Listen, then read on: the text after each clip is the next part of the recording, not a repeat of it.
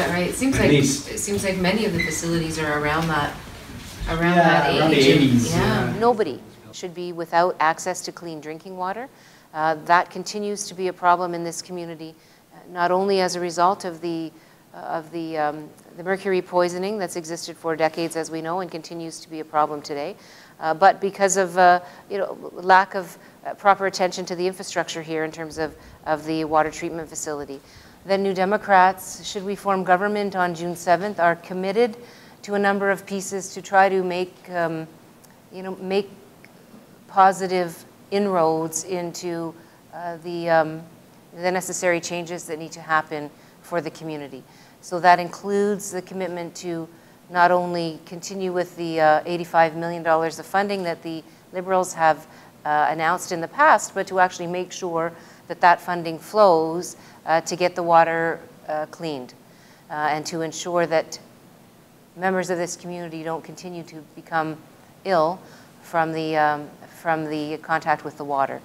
We have also made a couple of commitments around the existing compensation system that exists, so members of community who have been poisoned by the water are able to receive compensation.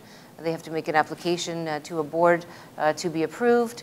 And there are a couple of problems that exist that we're going to fix. One of the problems is that the compensation payments have not been indexed, and so the value of those compensation payments have eroded over time. We are going to repay the outstanding amounts to bring people back up to an amount that is appropriate. The situation at Grassy Narrows with the mercury contamination in the water system is something that has been a very disturbing reality for decades. So government after government has not found a way, has not been able to deal with this terrible situation.